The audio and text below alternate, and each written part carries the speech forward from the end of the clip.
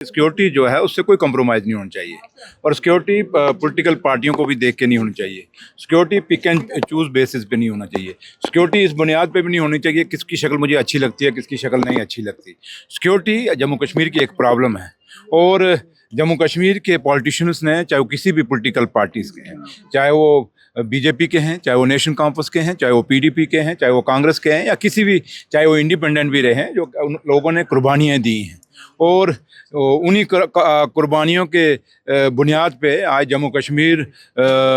मजबूत है और हिंदुस्तान का अभिन्न अंग है जिसको हम कहते हैं। तो लिहाजा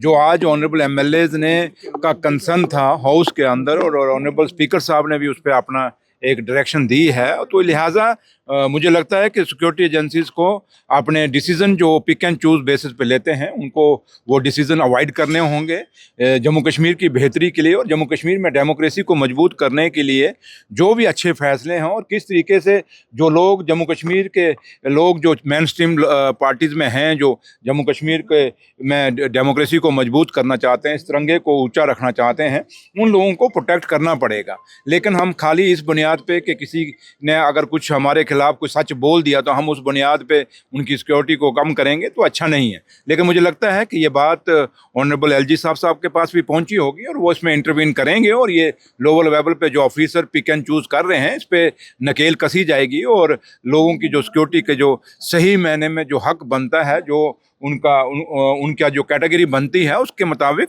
उनकी सिक्योरिटियाँ जो हैं वो रिटेन की जाएंगी वापस, और जो अगर कहीं विड्रा की गई हैं तो वापस दी जाएंगी। सर, आपने बार बार कहा कि एलजी साहब से हम उम्मीद करते हैं कि चीज़ें वो रिस्टोर करेंगे और सही ऑर्डर में करेंगे। क्या आप उनसे मुलाकात भी करेंगे इस बाबत की, जो एक रिटर्न? नहीं, देखिए एलजी साहब को आज हाउस में क्या हुआ है सारी उनके पास डायरी जाएगी, उनके पास सारी इंफॉर्मेशन जाएगी, उनको पता है, हमें कहने की ज़रूरत नहीं है। जब पूरा हाउस जम्मू कश्मीर का खड़ा हो के, चाहे वो अपोजिशन के लोग थे चाहे वो रूलिंग के थे, दोनों बेंचों की तरफ से बराबर की आवाज़ जब आई है तो मुझे नहीं लगता कि हम जाके कहें कि जनाब ये प्रॉब्लम है। एलजी साहब के नोटिस में होगा और उम्मीद यही करेंगे कि ऑनरेबल एमएलएज का और जो लीडर हैं, चाहे और खाली ऑनरेबल एमएलएज के साथ साथ जो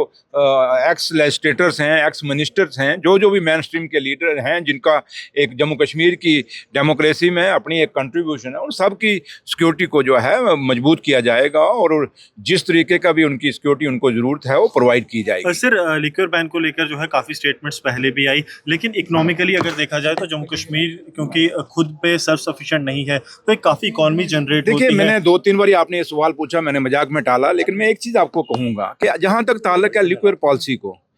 आप लोग सीनियर जर्नलिस्ट हैं और जम्मू कश्मीर एक टैलेंट रियासत है,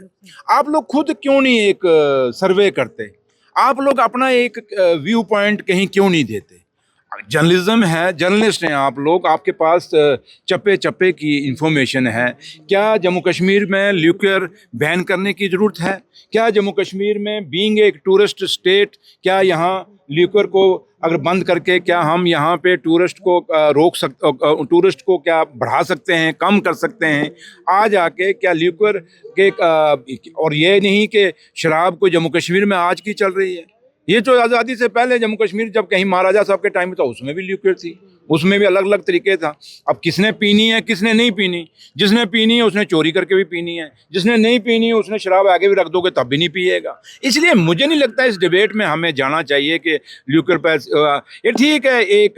कुछ लोग अपनी हेडलाइन में आने के लिए कहीं कोई बिल डाल देता है, कोई अपनी खबर बना देता है, ठीक है, बट हकीकत में मुझे लगता है कि आपका बहुत बड़ा रोल है, जो जर्नलिस्ट हैं आप लोगों को भी कम से कम इस चीज़ पे क्या सही है क्या गलत है अपना नज़रिया भी देना चाहिए। खाली अब हमें आप पूछोगे कि भाई इसको बंद किया जाए या नहीं किया जाए, मुझे लगता है इससे पर्पज़ नहीं हल होगा। अगर आप जम्मू कश्मीर के साथ इंसाफ करना चाहते हैं तो मेरे ख्याल आपका भी एक ओपिनियन आना चाहिए, ये उम्मीद मैं आप लोगों से रखता हूँ। गवर्नमेंट, क्योंकि जब सवाल असेंबली में आएगा क्या गवर्नमेंट जो है फैक्ट्स भी रखेगी कि कितना जो है लॉस होगा? जब सवाल आएगा तब बात करेंगे, आज पहले मैं क्यों बोलूँ? बात जब जैसे जैसे कैसा पहलवान आगे से आएगा वैसे हम भी अपना पहलवान उतारेंगे, इसमें क्या है?